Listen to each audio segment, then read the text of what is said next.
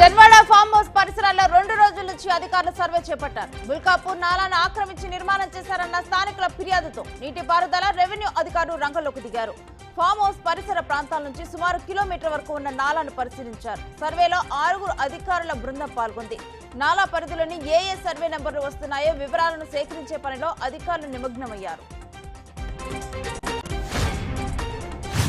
Jail నుంచి కవిత ఇంటికి చేరిన మరుక్షణమే కేటీఆర్ అమెరికా పర్యటనకు వెళ్లారు. కవిత నివాసం నుంచి నేరుగా శంషాబాద్ విమానాశ్రయానికి వెళ్లారు. వారం రోజుల పాటు కేటీఆర్ అమెరికాలో ఉండనున్నట్లు సమాచారం. కవితకు బెయిల్ రాగానే కేటీఆర్ అమెరికా పర్యటనతో కొత్త చర్చ మొదలైంది. అమెరికాలో ఎవరిని కలుస్తారనే చర్చ పార్టీలో జరుగుతోంది.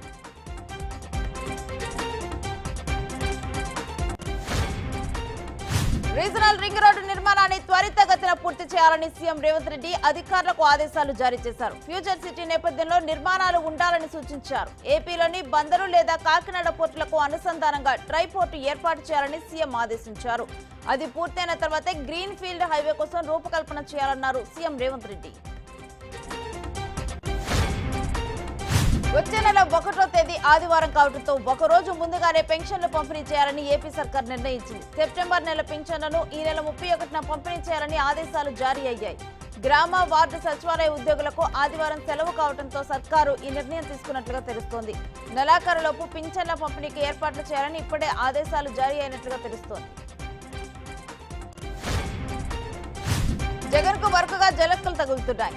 వైసీపీ క్యాడర్ లీడర్షిప్ అంతా కూడా నిరాశ నిస్పృహల్లో ఉంటే చాలా మంది తమ దారి తాము చూసుకుంటున్నారు. సీనియర్ నేతలు వరుసగా ఫ్యాన్ పార్టీకి గుడ్ బై చెప్పేస్తున్నారు. ఇంకొందరైతే రాజకీయాలకే శాశ్వతంగా దూరంగా ఉంటామంటున్నారు. మరికొందరు టీడీపీలో చేరుతున్నారు. వైసీపీలో ఏం జరుగుతుందనే చర్చ కొనసాగుతోంది. గత ప్రభుత్వ హయాంలో కనీసం రోడ్లకు గోతులు కూడా పూడ్చలేదని ఎమ్మెల్యే బొలిశెట్టి శ్రీనివాస్ మండిపడ్డారు. మాజీ మంత్రి కొట్టు సత్యనారాయణ చేసిన వ్యాఖ్యలకు ఆయన బదులిచ్చారు. కార్యకర్తలను ఊరిని ఎలా కాపాడుకోవాలో తనకు తెలుసంటూ దుయ్యబట్టారు. విశాఖలో వినాయక చవితి సందడి మొదలైంది. గణనాథులు చవితికి సిద్ధమవుతున్నారు.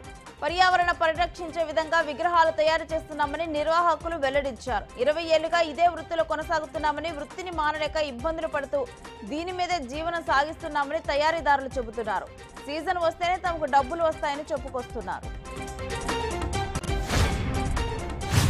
కుంకి ఏనుగులను వీలైనంత త్వరగా తీసుకొచ్చి పార్వతీపురం మన్యం జిల్లా ప్రజలకు రక్షణ కల్పిస్తామని కురుపాం ఎమ్మెల్యే జగదీశ్వరి వెల్లడించారు. ఏనుగుల దాడిలో మృతి చెందిన శివుడు నాయుడు కుటుంబాన్ని ఆమె పరామర్శించారు. ఏనుగుల బారి నుంచి రక్షణ కల్పిస్తామని కుటుంబీకులకు, గ్రామస్తులకు భరోసా ఇచ్చారు. వీలైనంత త్వరగా బాధితులకు నష్టపరిహారాన్ని అందిస్తామని చెప్పారు. తెలుగు రాష్ట్రాల్లో నేడు భారీ వర్షాలు పడే అవకాశం ఉందని వాతావరణ శాఖ అధికారులు తెలిపారు. తెలంగాణలో 3 రోజుల పాటు వానలు కురుస్తాయని హైదరాబాద్ వాతావరణ శాఖ వెల్లడించింది. ఆంధ్రప్రదేశ్ యానాం మీదుగా దిగువ ట్రోపోస్పియర్ నైరుతి పశ్చిమ గాలులు వీస్తున్నాయని అమరావతి వాతావరణ కేంద్రం వెల్లడించింది. ఉత్తర కోస్తాలో 1-2 చోట్ల తేలికపాటి నుంచి మోస్తరు వర్షాలు కురిసే అవకాశం ఉంది.